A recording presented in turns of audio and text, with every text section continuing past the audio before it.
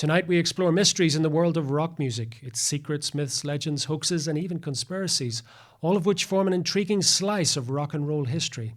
Come with me on a magical mystery tour with things visible and invisible.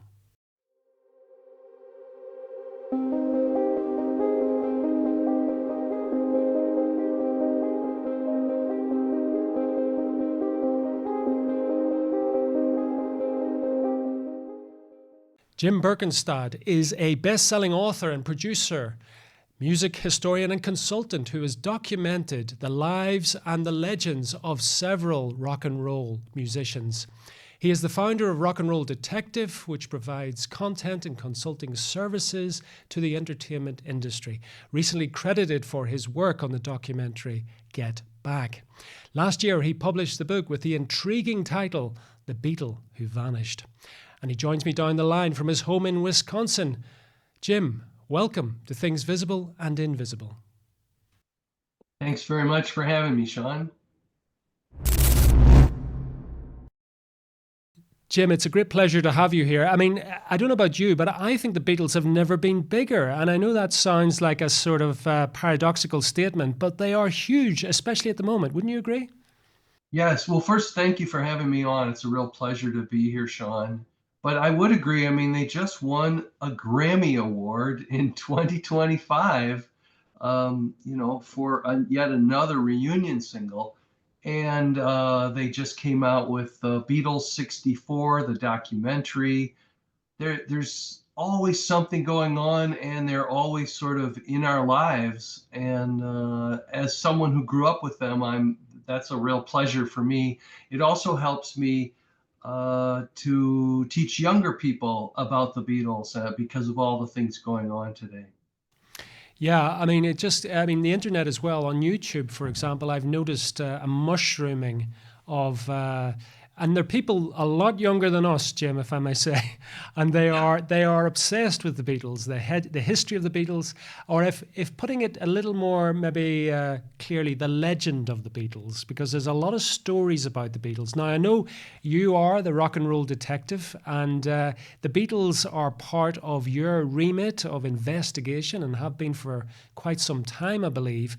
I want to talk, first of all, about an aspect of the Beatles legend which is probably new to a lot of people, and that is the sad and rather sobering tale of Jimmie Nicol. Where would you like to start? Well, go ahead. Where would you like to start? Shall we begin with the title of your book? The Beatle Who Vanished is Jimmie Nicol. So how can a Beatle vanish? Yeah, that was what I thought. And, what started this whole thing for me was being a Beatle historian over the years. I wondered, why did Jimmie Nicol only get a little footnote in history and we don't know anything more about him? And the footnote was basically in every book at that time. Jimmie Nicol took over for Ringo, who had tonsillitis in the start of their first world tour, 1964. And 13 days later, he got a gold watch and some money, and he was back home, and that's the end of it. And then Ringo came back. So I thought there's got to be more to the story. And the questions I had before I wrote the book were really threefold. One, what put Jimmie Nicol in position to be asked to try out for the Beatles when they needed someone and they had less than 24 hours before the tour? What was his backstory? How did he get good enough to even be considered? And were there other people considered, etc.? So that was my first question. My second question was, what's it like for an everyday guy who walks down the street one day and girls don't even look at him, and the next day gets out of a limousine with John, Paul, and George, and they're tearing at his clothes and his hair, and they're screaming at his concerts? What is that like when you're an everyman and then all of a sudden you're a Beatle at the height of Beatlemania? So that's something I wanted to explore, the whole human condition behind that, as well as tell the story, the narrative of what he went through on that tour with the Beatles. Finally, the third question I had was, after you're a Beatle and you're only 25 years old, what do you do with the rest of your life? And when I discovered from talking to his various musician friends in London at the time, after the Beatle experience, they said within a year he walked out the door and vanished, and we never saw or heard from him again. So then that intrigued me because I'm interested in music mysteries, true music mysteries, not fictional. And so I thought, oh, this might make an interesting book. And so that's what I did. I spent about 10 years searching for him and trying to figure out what his experience was like and how he dealt with it. Well, this is you've set it up beautifully, Jim. This is very intriguing, and we're going to dig into what you discovered in your researches as much as you're able to tell us. But before that, let's back up a little bit because you asked a number of really interesting questions, questions that I haven't thought about, like why Jimmie Nicol. But before we get to that point where you got the telephone call, I presume from Brian Epstein, let's back up a little bit. When was he born? Where was he born? What was his sort of background? Well, Jimmie Nicol was born in London, and he saw that his dad had been in this military band. I'm not sure what the British call it at this point, but it was some sort of part of the military, but you were doing a marching band thing, and his dad was a drummer. So he grew up with a drummer in the house and father son type of thing. He decided that he wanted to start playing drums. And so he did. And then maybe around age 10 to 12 or so, he formed a little group with friends in the neighborhood and they played.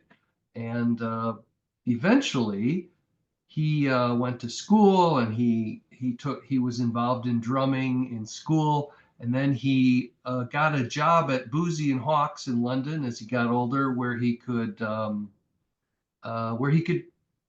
work on drums, repair drums and things. But one of the important things about that was it became a networking situation because various drummers would come in and various people in the industry would come in.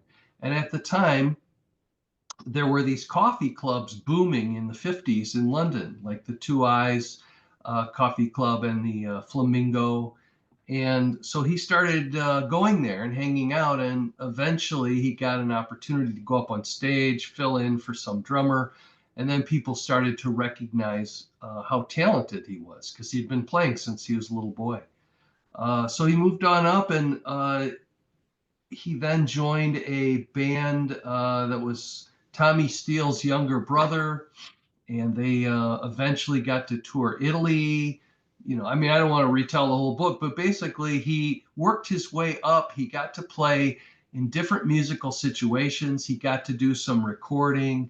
He worked in both big bands at that time, like Cyril Stapleton, as well as in rock bands that toured in a lot of these Larry Parnes tour packages of the day. So would it be fair to say, Jim, that Jimmie Nicol was a kind of journeyman drummer, that he was somebody who played lots of gigs, he was known on the scene, he played all types of genres probably. Right. He was working in the drumming industry, if you like. So is that a fair summation that he was just, as you say, an ordinary bloke on the street who happened to do a bit of drumming on the side? Yeah, I mean, he definitely was focused on making a career out of drumming. And so he was just climbing the ladder at the time and becoming well known only in London, in the music circle.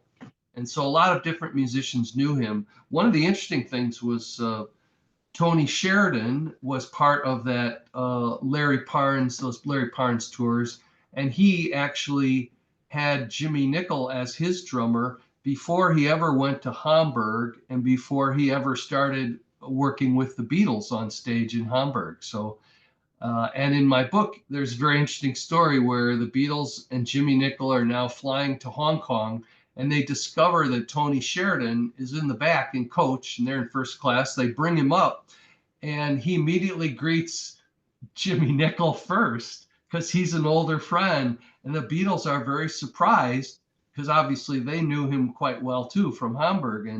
And so now they learn that all the respect Tony Sheridan had for Jimmie Nicol. And I think it really helped Jimmie's bonding experience with the Beatles and gave them even more confidence that they had picked the right person.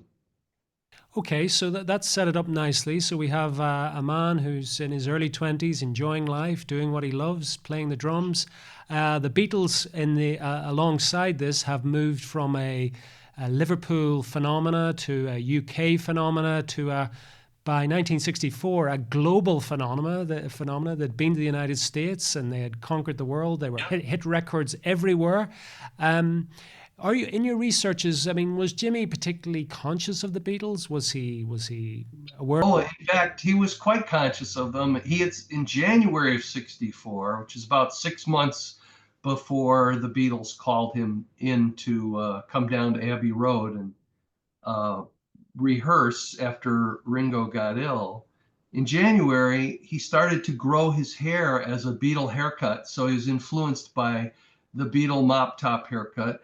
And he also was working at Pi Records as a studio session drummer. And some producer came in, I believe from Australia, and said, I have this idea called Top Six. And they were going to create EPs, little 40, as we know them, they're 45s, but these had 6 songs on them, 3 on each side. So they were EPs, extended play.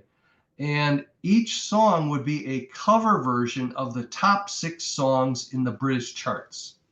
So as you can imagine, in January of '64, most of those songs were Beatles songs.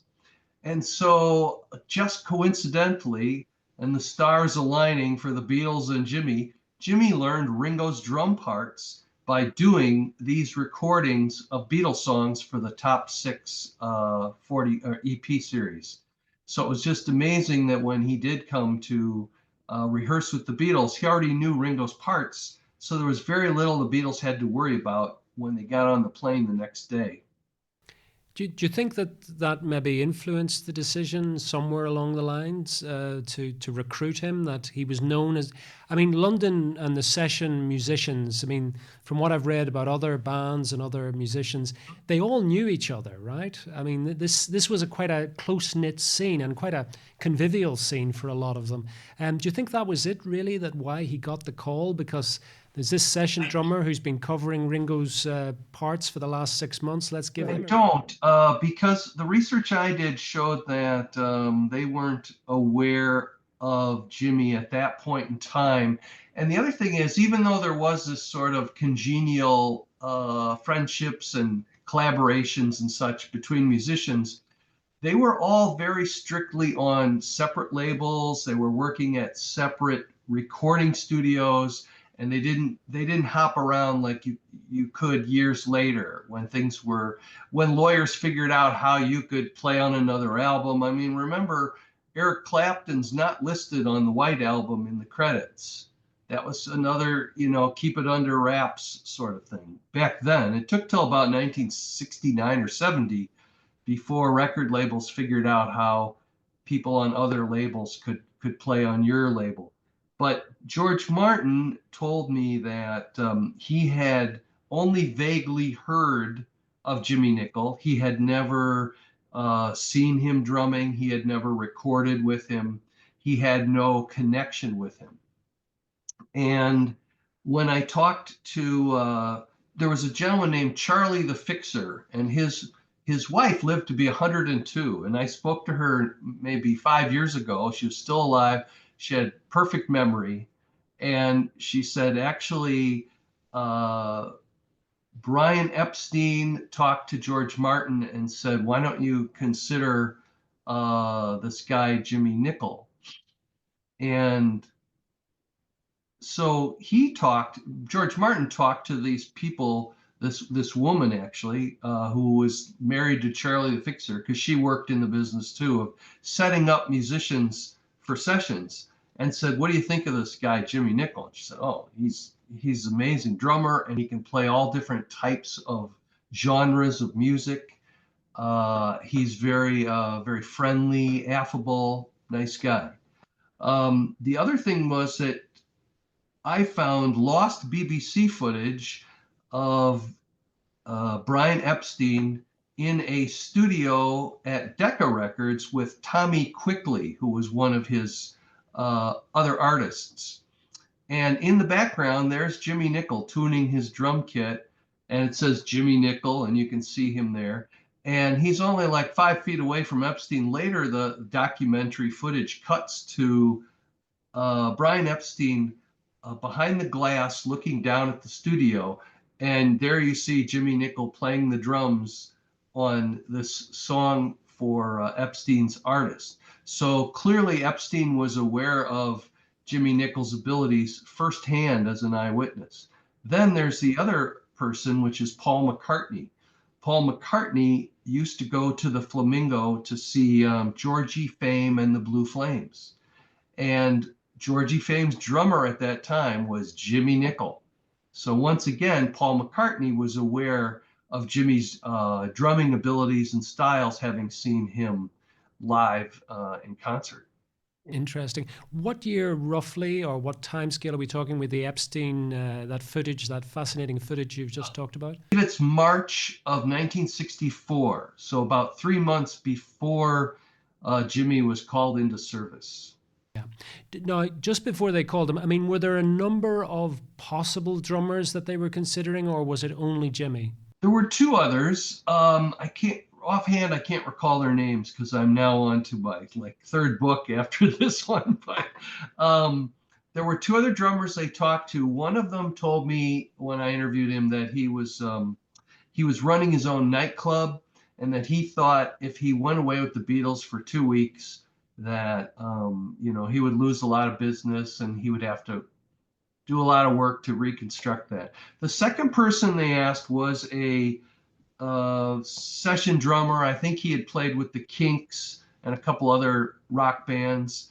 And he said, if I leave now, Charlie the Fixer will punish me and I won't get a drumming session for 3, 4 weeks because I'm his number one go-to guy. So he said, I really can't do it. But he then said, but there's a younger guy coming up and his name is Jimmie Nicol. And I think he would make a good person. So Jimmy recommended him to Brian Epstein. So talk us through, Jim, the moment that Jimmie Nicol's life changes forever. Well, the phone rang at his home and he had just been out very late with Georgie Fame and the Flames. They had played till about 3 in the morning. And so he slept in. And a friend of his who was a studio singer, he and Jimmy were just sitting around Jimmy's apartment when the phone rang. And it was George Martin saying, hey, would you come down to Abbey Road? We'd like to chat with you, have you play some drums. And this was the first time he'd ever been contacted by EMI and or George Martin. So he came down. He did not know really at the time, at that moment, that it was for the Beatles. It could have been for anybody, because obviously George Martin was producing other people at that time. So he came down and someone had tipped off, I think it was Georgie Fame's publicist had somehow found out about this and tipped off the media. So there was all these cameras and reporters there. And I think that was kind of more intimidating for Jimmy than it was to try out with the Beatles, because he was basically trying out for the Beatles and George Martin, as well as all this media that was around. But nevertheless, he went in and the Beatles played, I think, 4 or 5 songs. And when they were done, John Lennon just turned around and said, that's right. All right. That's it. You're in. And so Jimmie Nicol became a deputy Beatle, just like that. And then he went to the pub and Mal Evans came over. There was a pub nearby the studio. And Mal Evans came by and said, here's my card. Here's what to expect. We need to get you a passport. I'll take care of that. All these sorts of details. And then he said, here's my number. So if you need me anytime, just let me know. And then he went home.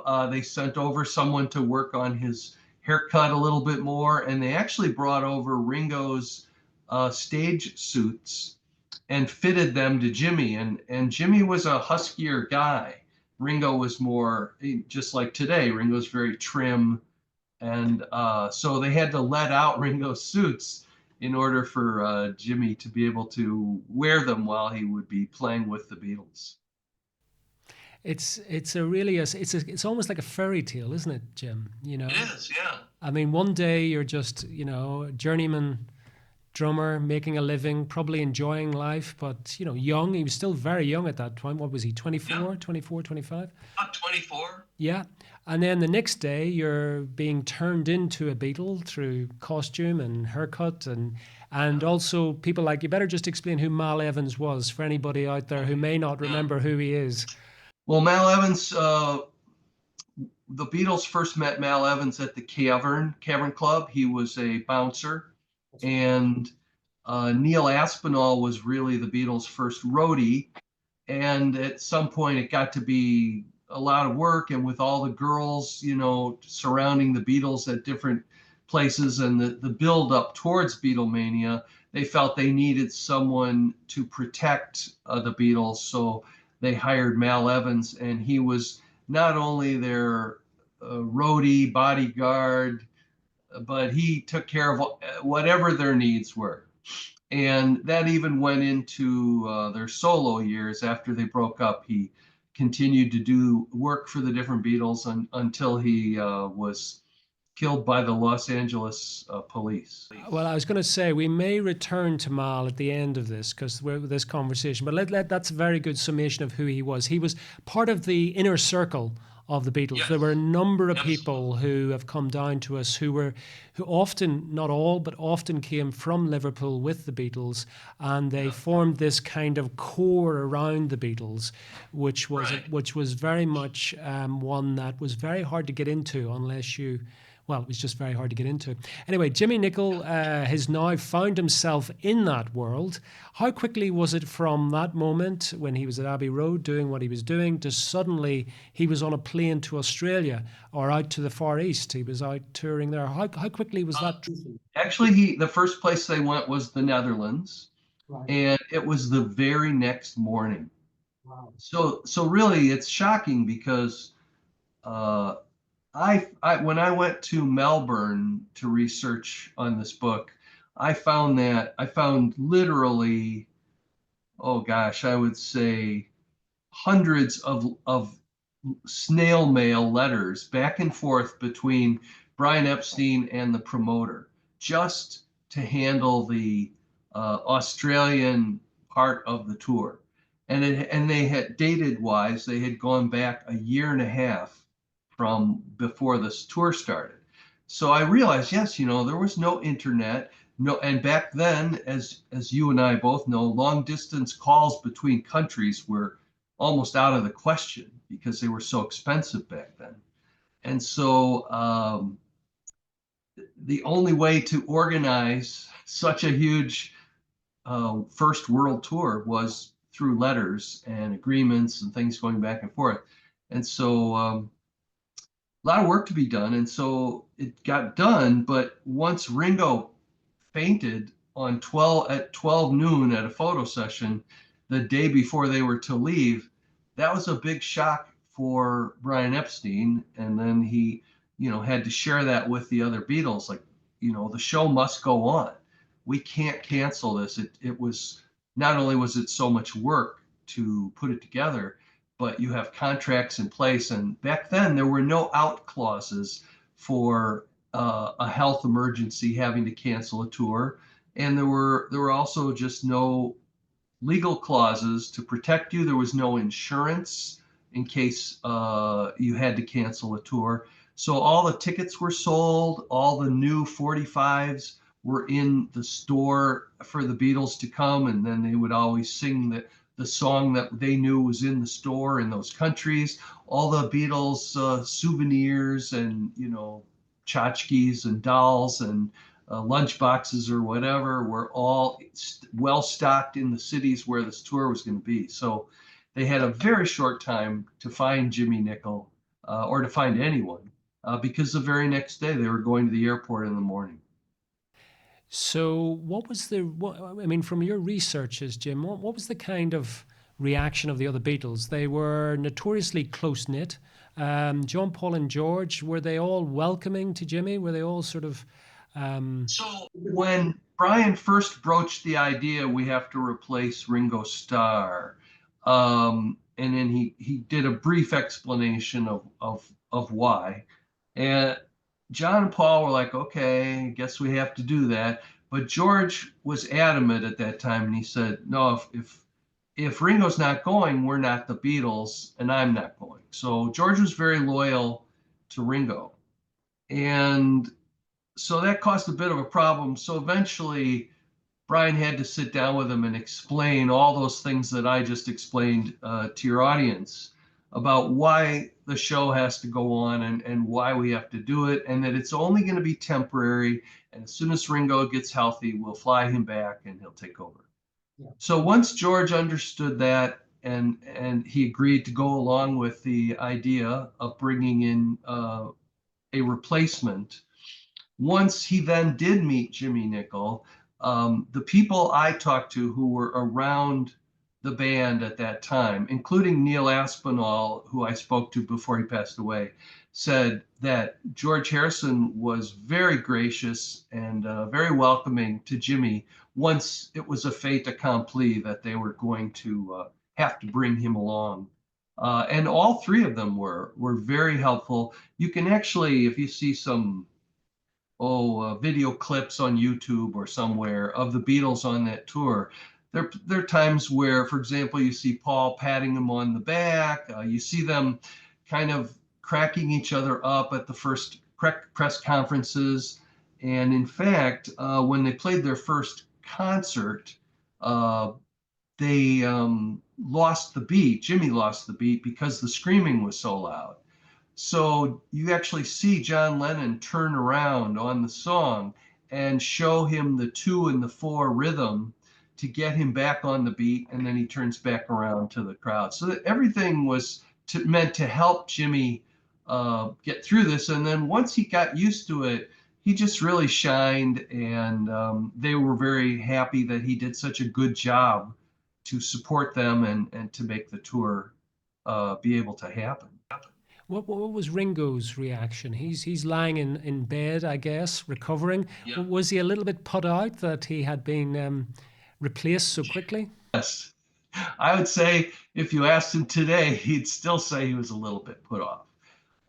He was definitely, and I think anyone in his spot might feel a little insecure. You're in bed, you're kind of miserable, and you're watching TV and you're seeing your band go off on its first world tour, and you're not on the steps of the airplane waving. Instead, it's someone named Jimmie Nicol. So I'm sure that was a very uncomfortable time for him. He might have felt insecure. However, I don't think he needed to worry because John, Paul, George, and Ringo by that point were not just bandmates and friends. They were as close as you can get to being brothers. So I don't think he needed to worry, but I do think he did worry a little bit. Yeah, I mean, we won't go into it now, but it's interesting because the Beatles have form when it comes to drummers. There's, people talk about the fifth Beatle and the sixth Beatle. Well, there's Pete Best, and there's other people that have come and gone. So the drummer tends to not come off so well sometimes, or people that have drummed with the Beatles, I should say, because we'll pass through the tour just because of time, Jim. The tour went very well. I've seen footage of it. You've seen footage of it. Jimmy is obviously having the time of his life, right? Yeah. I mean, and what young man wouldn't at 23, 24 playing with the Beatles to the adoring world? Right. And it was probably a non-stop party from beginning to end. Okay. At what point does Ringo come out? Okay, so the tour really started the 4th of June, and I believe the 13th of June, the Beatles were now in Melbourne. They'd done the Netherlands, Hong Kong. They made a stop in Sydney.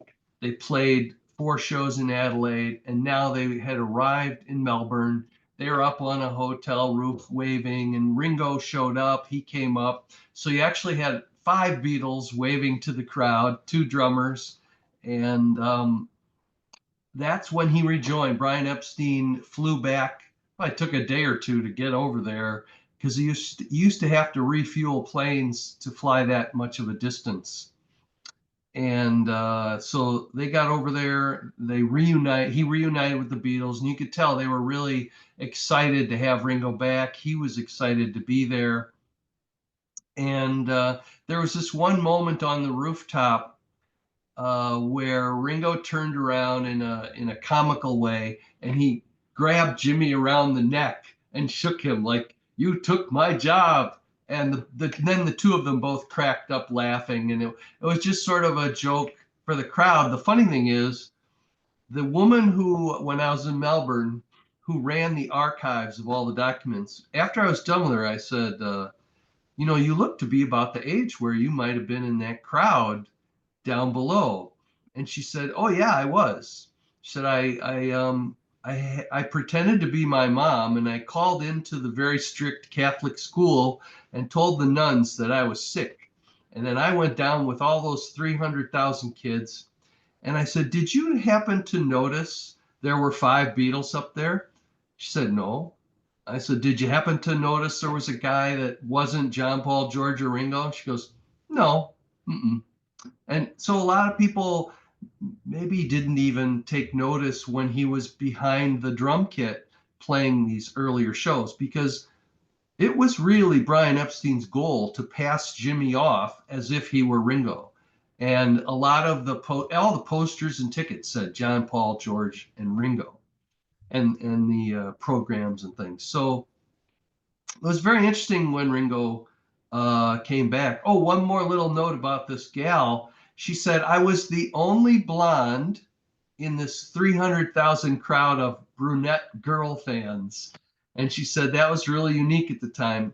And she said the camera that was up on the roof with the Beatles panned down, found me because I stuck out in the crowd, and zoomed in on me. She said the next day I was pulled in front of an assembly of the whole school, and the nuns absolutely ripped me to shreds, and I was going to hell, and the Beatles were a terrible example for youth and all this stuff. And she said, "So if you put this in the book, you can't use my name." And I said, "Don't you think those nuns are dead by now?" And she said, "I'm not taking any chances." Now, Jim, the clock is beginning to beat us. So, and unfortunately, we're just getting to the really, you've set it up beautifully. You might have to come back, I'm afraid. Jimmie Nicol, stardom, superstardom comes and goes. And I'm sure you've seen it. I saw recently a very interesting photograph of Jimmie Nicol at an airport, probably in Australia, on his way back. Right. So I think I'm right in saying that he didn't get a chance to say goodbye to the Beatles. They were all sleeping. Correct. He was taken to the airport. There's this really forlorn shot of him sitting at the airport, dressed as a Beatle, Beatle boots, Beatle haircut, everything. But he's on his way home, and he's on his way back to ultimately, well, what happens next in the life of Jimmie Nicol? Okay. Well, first of all, that's an interesting photo, which is in the book, because it looks like he's shell shocked, like someone who's been to war. All the PTSD of, "Oh my God, what did I just go through? And now what's going to happen to me?" Well, the good news is he came back. His record label signed him to a 3 single deal, which is how they'd start a lot of young artists, with 3 chances, 3 singles. And he put together a band called Jimmie Nicol and the Shub Dubs. And at first, he got some very big concert venues. In fact, the Brian Epstein and the Beatles invited him and the Beatles to be on the same bill about a month later. So things were going well. Then these guys that he picked for his band were all session players, and so they couldn't be around there with him forever, or they would lose a very lucrative job. The people who worked sessions in the 60s made 3 times more than a factory worker did in London, and worked less hours and obviously less hard. So by December of 64, he was, the band left him. So then he found the manager of the Hollies. I talked to Graham Nash about this, and he said, yeah, our manager then took over Jimmie Nicol in January of '65. So he set Jimmy up all over again. He got a deal with Decca Records now. He put together another band around himself.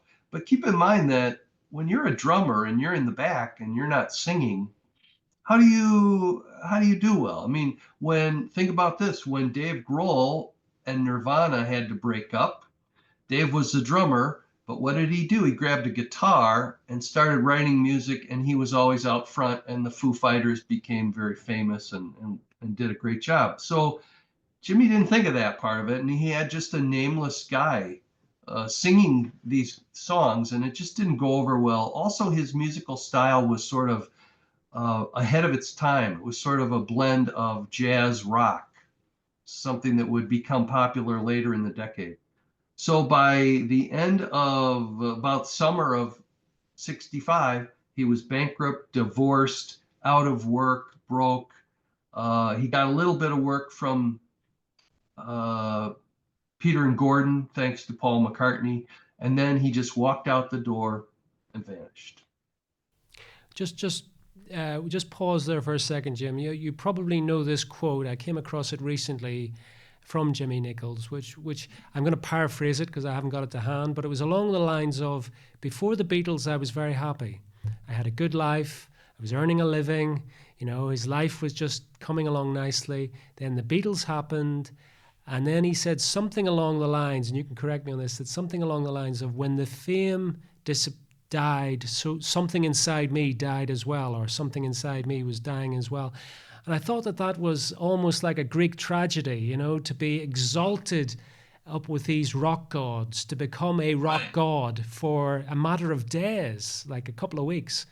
And then suddenly, within a year of that, to be bankrupt, as you say, to be divorced, Yeah. to have no real commercial future, and he vanishes. Why do you think, from all your researches and the various people you've talked to, and you've obviously done a really forensic job on this, why do you think he did vanish?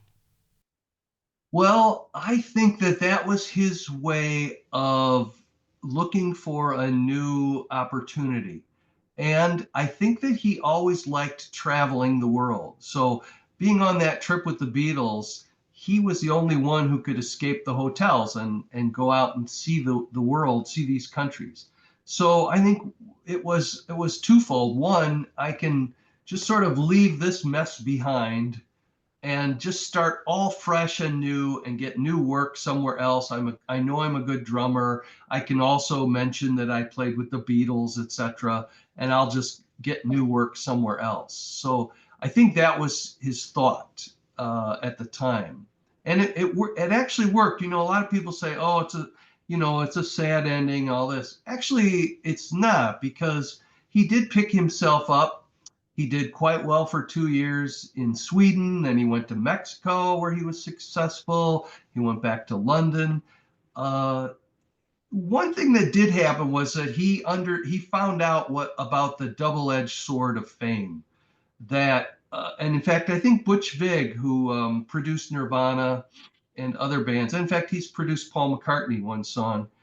He said, "This is a fascinating and mysterious must read for hardcore Beatle fans and anyone who wants to understand the meteoric rise to pop stardom and the subsequent crash landing." And, so he did have that happen to him.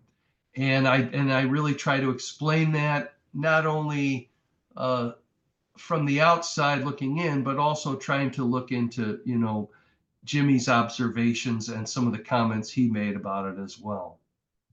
Unfortunately, Jim, we're cantering to the end of our conversation, which I'm enjoying immensely.